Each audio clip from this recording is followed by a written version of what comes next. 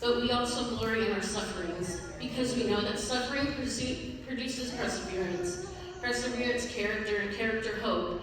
And hope does not put us to shame, because God's love has been poured out into our hearts through the Holy Spirit, who has been given to us. So, I was born in San Bernardino, California. Right. I lived with my mom and dad. One day when I was 3 years old, my mom was pregnant with my sister. We came home and my dad was gone, and he took everything with him. He had abandoned us, and we moved to my grandma's house. She lived in Gardena, California. If you know Southern California, it's the place with Ray's Donuts, the big donut on the Friday movies and the videos and stuff. Yeah, we lived right by there. We lived by there all the time. So we moved into a 3-bedroom house with my grandma, her husband Stuart, my auntie Tina, my cousin Leanna, my uncles who mostly stayed in the detached garage in the back. I remember one time my cousin chased me around the house because I opened up her Michael Jackson doll, and I thought she was going to kill me. She just kept screaming at me that it's a collector's item. I don't know if she still has it, but sorry. So I remember going to school out there. Hi, Mommy. She The knows what kids time it were, is. the older kids were separated from the kindergartners by a fence, and I got called the white girl at that school a lot because I was kind of the only white girl there. But a boy spit on me there, and I went home crying, and I asked my mom why, and she told me that he liked me, and that's why he did it. And I remember thinking, that's not right, that's not what somebody does when they like you. So we were living in my grandma's house, and one night we were sleeping, and all of a sudden there was a lot of noise and a bunch of flashlights, and my mom standing up yelling, "No, it's just me and my daughters in here, it's just me and my daughters in here," and there was a raid on my grandma's house. Allegedly, my uncles had a girl tied up in the garage in the back.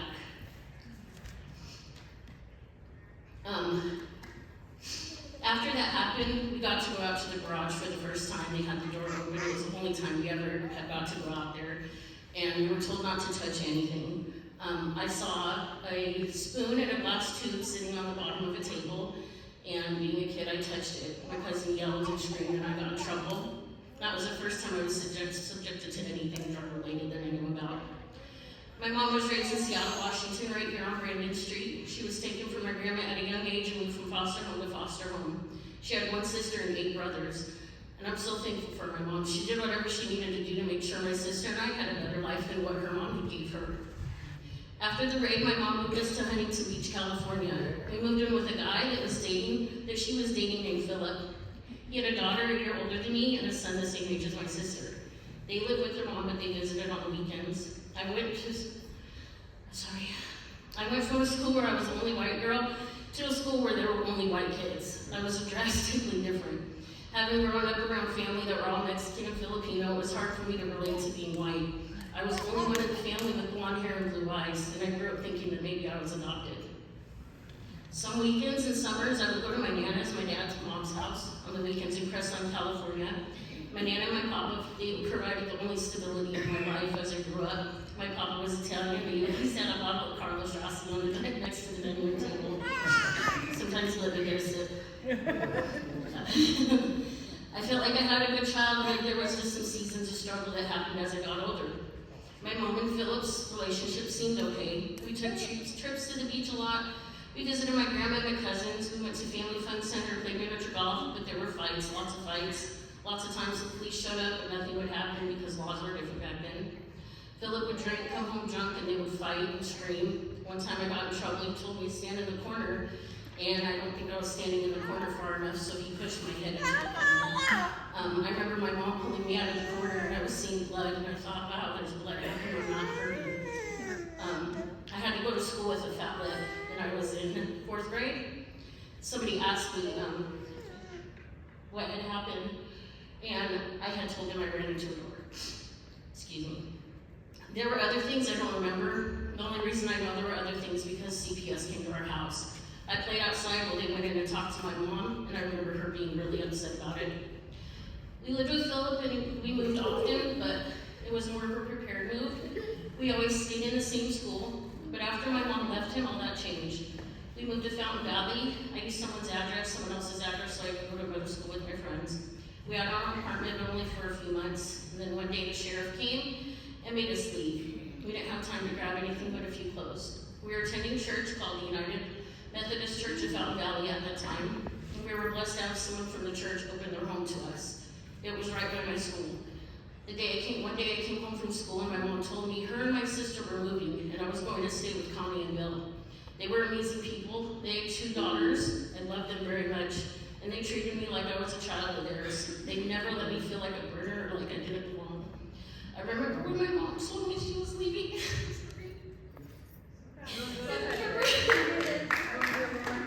I remember when my mom told me she was leaving and she was taking my sister and I was staying, and I remember thinking, why doesn't she want me? It hurts to know that. But I was very little left where she left me. They took me to Texas to visit Connie's family.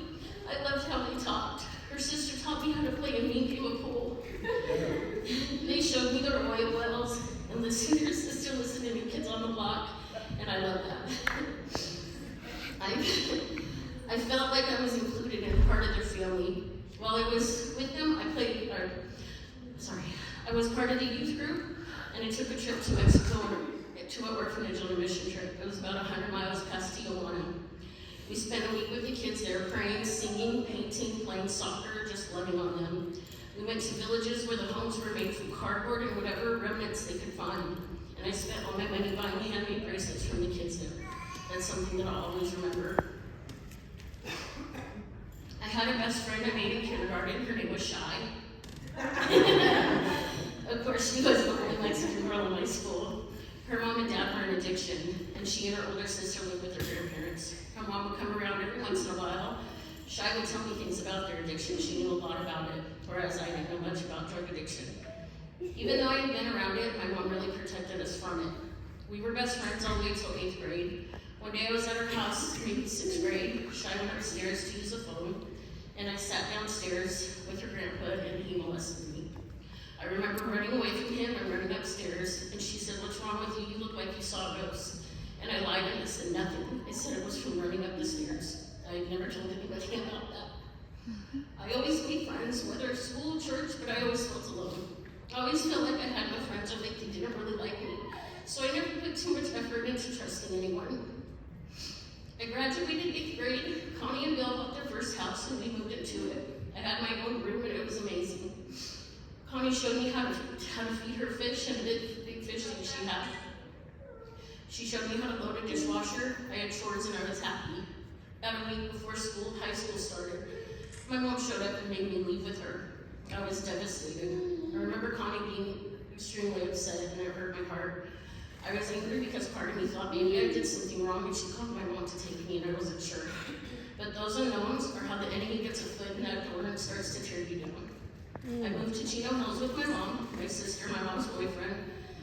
He had a son the same age as me, a younger daughter, and even a younger son. My mom always told me that the mom of the 2 younger kids was into voodoo and that we needed to be careful. She always told me that if you're ever scared, just recite the Lord's Prayer over and over. One night, I went to take a shower. Everyone was up, all the lights were on. My mom was folding clothes. I came out and the house was pitch black, not a speck of light. I had to feel my way to the room. I made my bed on the floor in the dark and I laid down, and I didn't even close my eyes, and I saw something scary floating above me.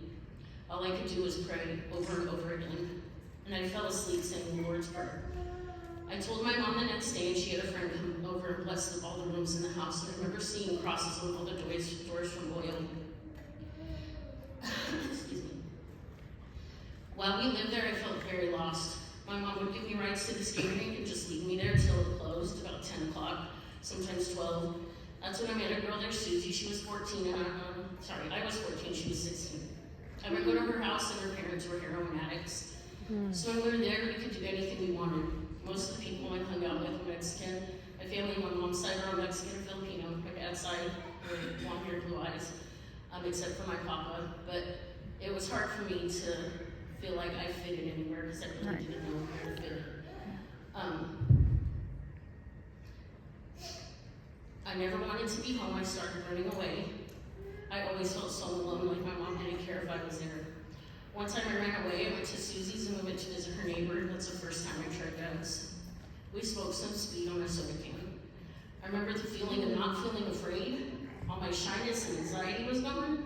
I'm sure I drove the back crazy with how much I talked, but that's what happens when you give a 14-year-old little girl dope. Little did I know that first hit would be something that I would chase through my whole life. Eventually, the running away got to be too much, and my mom got a hold of my dad, who was very much in and out of my life. He was a gambler and an alcoholic. My dad went to Vietnam when he was 17. He got drunk once and told me awful stories, terrible things that no human should have to see. He also told me he was a cab driver in Reno. Shout out. And a guy tried to rob him, put a knife to his throat, and my dad shot him, and that haunted him. He said he was just trying to feed his family, and I always wondered, how did you know that? How did you know that he was trying to feed his family and not just trying to buy drugs? But we all have these things that keep us up at night if we don't forgive ourselves or ask Jesus to take it from us.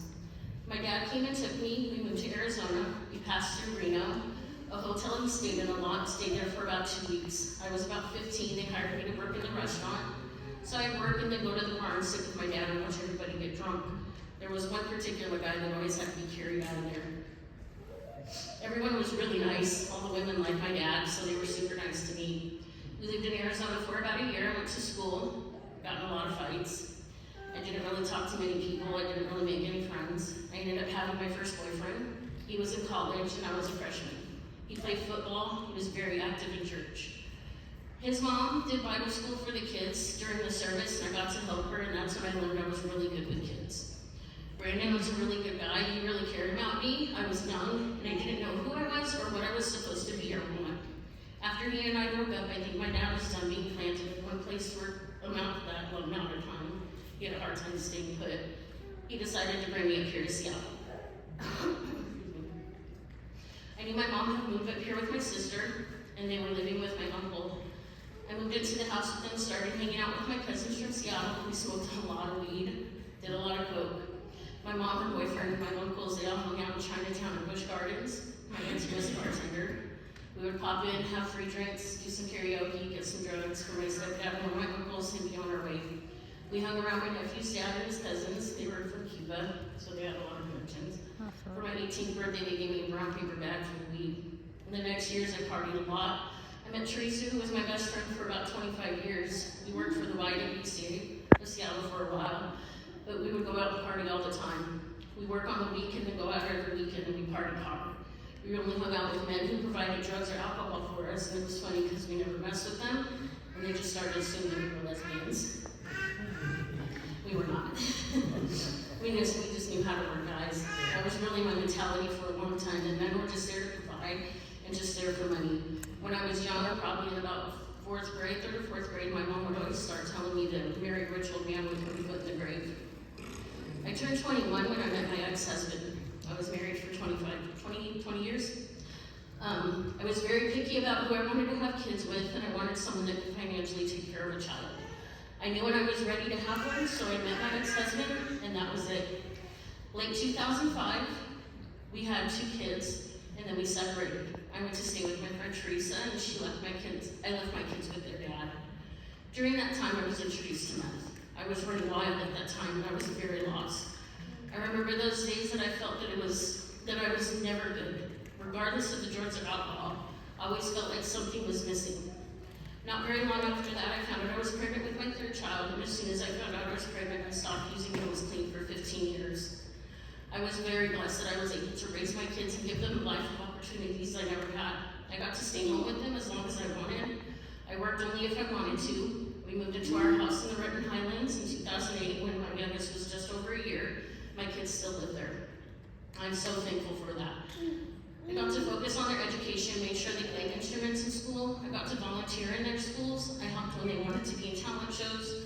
But both my daughters in cheerleading and my middle child, Liliana, she made it onto the Hazen drill team as a freshman, and that's a pretty big accomplishment. She worked really, really hard for that, and I was really proud of her. In 2020, my husband and I started growing apart. He owns a painting company, so he would work 6 days a week. I was working for a granite marble company where I had quite a few people working underneath me, and I could have all the overtime I wanted, so I took advantage of it. My friend Teresa, she worked at the same company, and one night we went out, and we were going to the casino, of course, and she offered me some meth. And I did it thinking I got this. I can just do it tonight, I'll be fine, I can stop, just gonna do it on the weekend to stay up. Next thing I knew, I was putting it in my coffee every morning when I was at work. And then throughout the day, I'd go to the bathroom and do a bunk. My ex and I barely saw each other. We got home and I'd be in bed. I'd wake up and leave for the gym before he woke up. He started drinking a lot. One night I came home, used his finger to get to his phone and found the text messages I needed to use to get away from him because I was not in love with him anymore and I wanted to leave. So if you go looking for it, you'll probably find it. So I moved out. I moved into an apartment of my own just down the street from the kids. Unfortunately, I fell deeper into my addiction and further away from my kids. Yeah. I felt that it was better to be away from them while I was using than to be around them. I never realized that was so far from the truth. When Sparks Ministry came to Hope Place, they showed me that.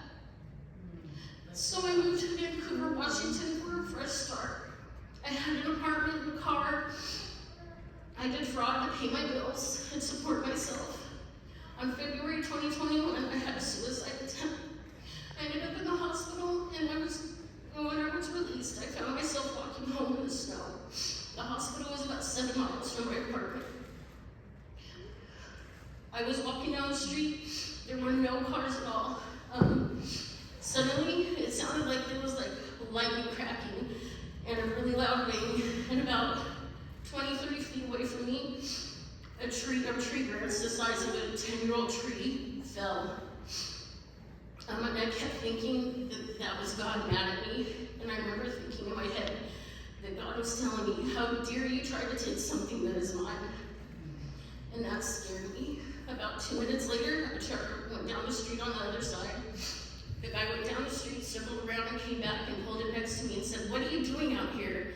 And I looked at him, I said, "I'm walking home." He goes, "Do you need a ride?" I said, "Yeah, I do." And I usually don't ever get in cars. I would walk, I don't care how long it is, I would walk myself there. I wouldn't get in a ride in the car, but I got in his car. He kept looking at me really strange, really weird. And he said, "It's really weird. I thought you were my girlfriend." Every single part of me believes that was God. God put that in his eyes so that he'd make sure I had a safe way home. Yeah, right. About 2 years later, being there in my addiction, there's a lot of trigger warning in this, so I apologize. I met Devin. He turned out to be a nightmare in the flesh. I lost every single thing I had, including myself. I had some solid people that was around me when I was in my addiction, and I pushed them away. He would tell me that when he left me, everybody was going to come pull a lick on me, and I believed him. But I also kept thinking, wait, none of them ever did that before. Nobody did that but him. I now believe those lies.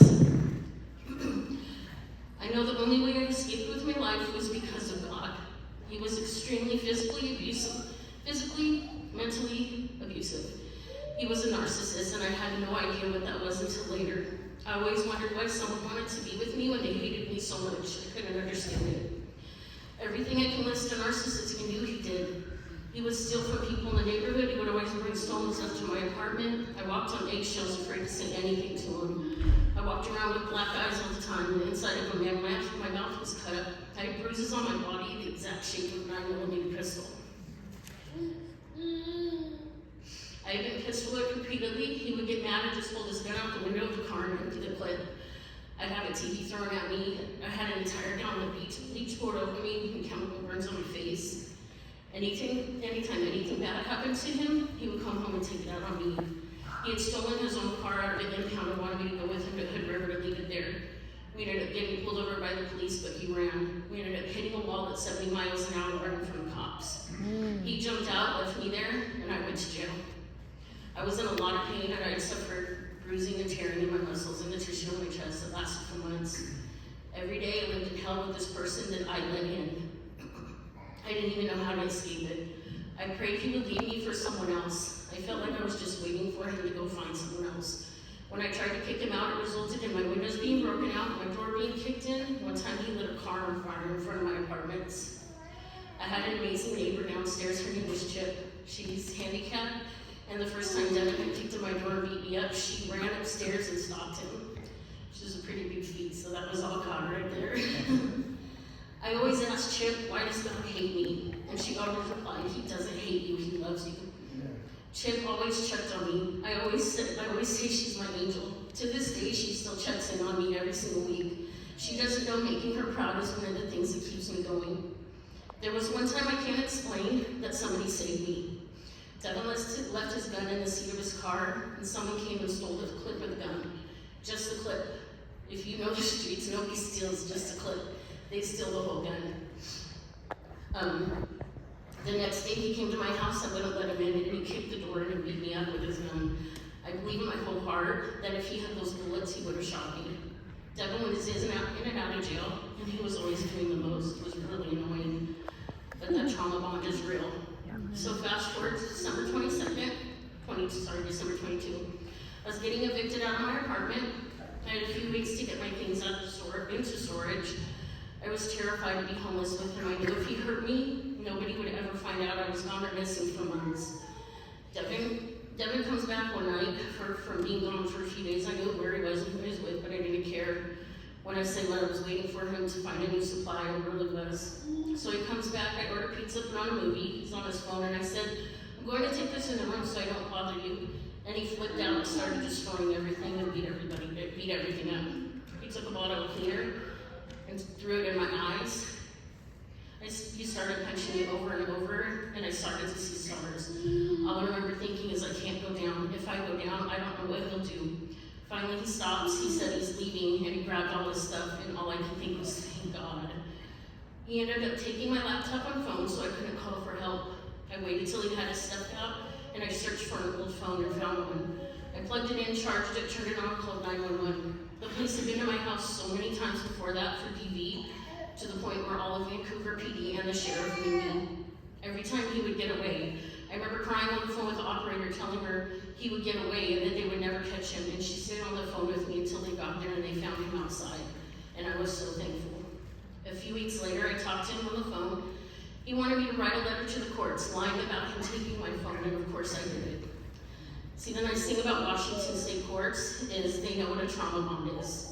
And they know what women go through, our people go through with DV, so they called BS on my letters. Devin ended up having a total of 12 charges, including tampering with a witness and 3 violations of no contact orders.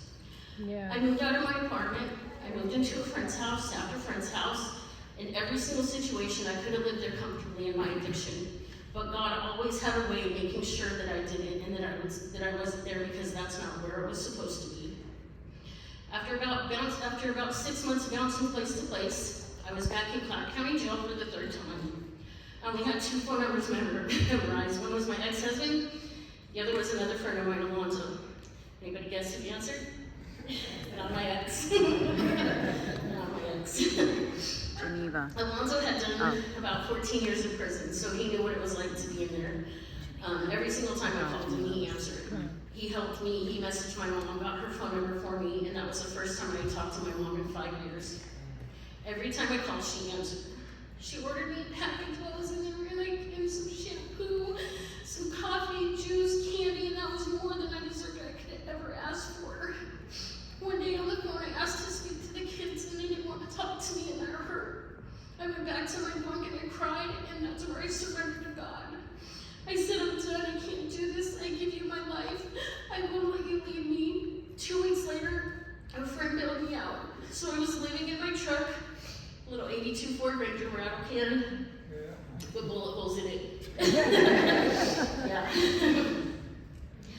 With my dog, a little Pomeranian. Yeah, that was a mess.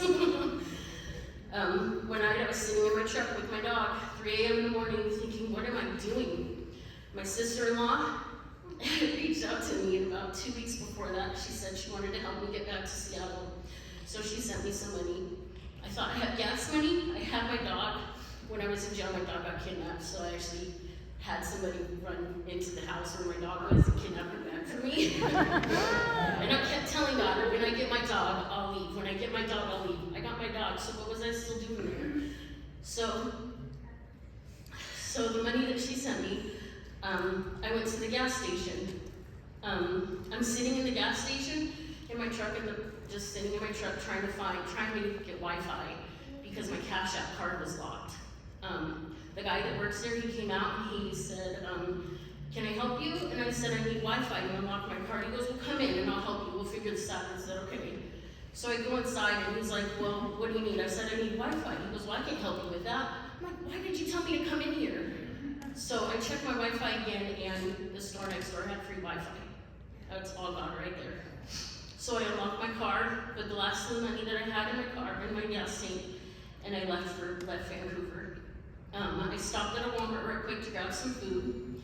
My gas tank was getting low really, really fast. So while I was at Walmart, I messaged Queen and told her I didn't know if I was going to be able to make it because I didn't know if I had enough gas. I got in my truck and I drove to the rest stop that's just outside of Vancouver, about 15 miles.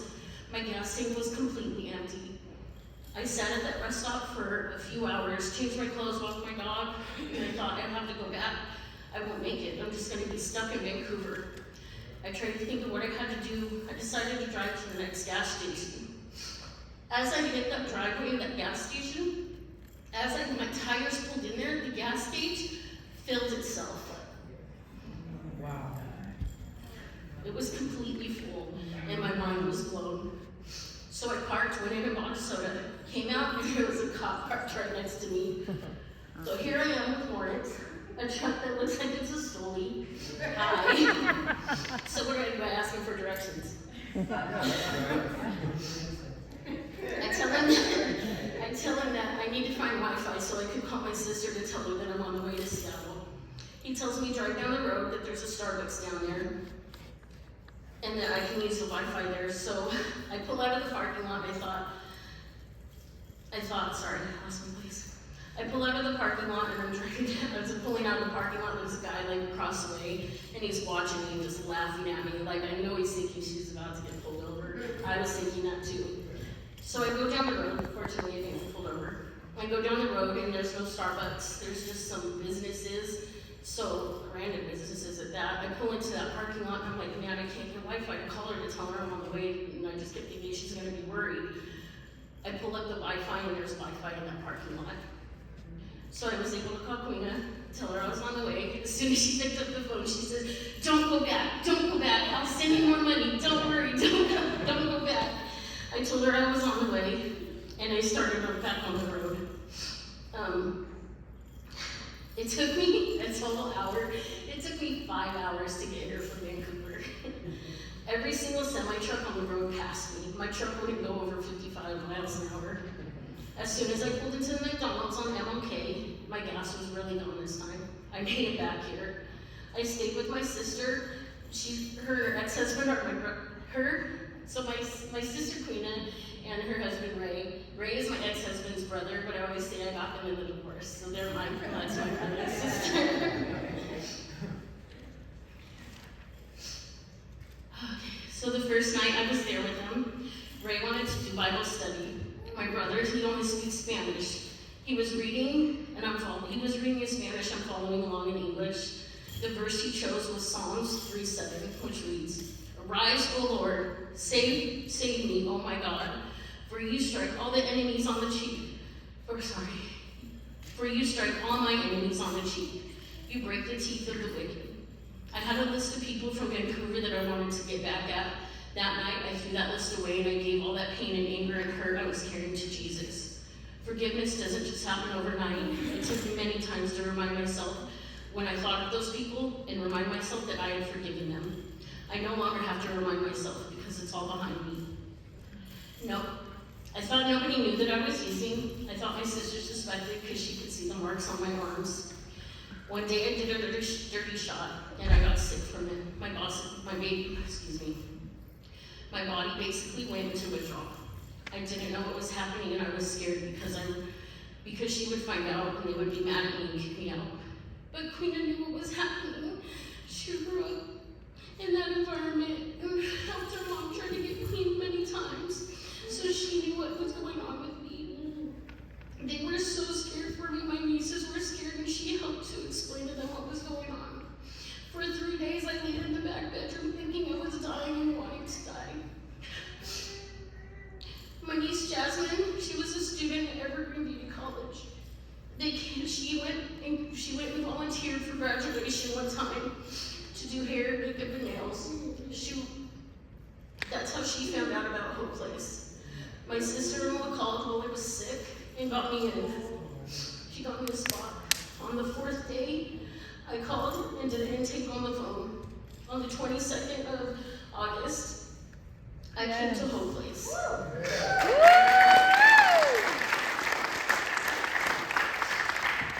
was met outside by Geneva and Keely. They grabbed my bags, told me I couldn't bring my teriyaki. And they whisked me away. It happened so fast, it felt like they thought I was going to run away. I didn't know that day that was going to be the best day of my life. Yes. I always tell my sister, because of her I'm here, and she says, no, it's because of God. He works through her. She's just a vessel. She's so amazing. I have had hard days, but I found my support here unlike anything I've ever experienced. I remember thinking, why are these people so nice? What do they want? I have nothing else to give them. I had to learn that all they wanted was to love me and to see me be successful. Yes. Pastor Calvin once asked in Bible study, how do you catch fish for the Lord? And I thought with hope. When I see the women that I'm surrounded with and growing, when I see the friendships being made, when I see women crying because they're working through the trauma and the pain that they have endured, all of that gives me hope. I had a year clean on August 17th.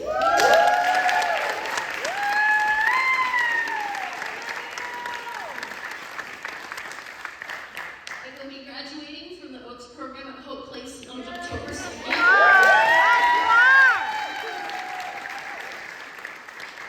will be accepted into the graduate internship program.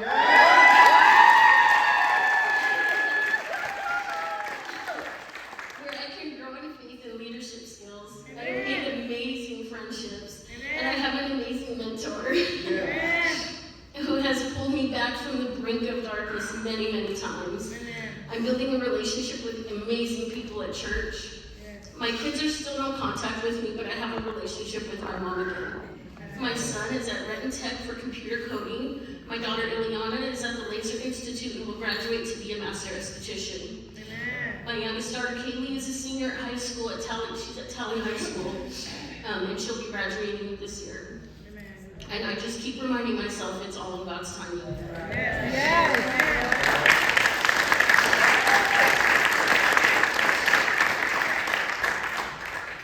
Being broken is a gift, because only when we are broken we recognize the need for a Savior to make us whole again. Even though that plate will inevitably crack again, it has been my experience that where there is brokenness, there is also an abundance of grace. Though you may feel defeated and broken right now, God is closer than you realize. He was always with you and can mend your heart. God chooses broken people to create masterpieces. Your brokenness is not the end, it's the beginning of a new person. He is sculpting you to become. I am so grateful that He left the 99 to come get this one.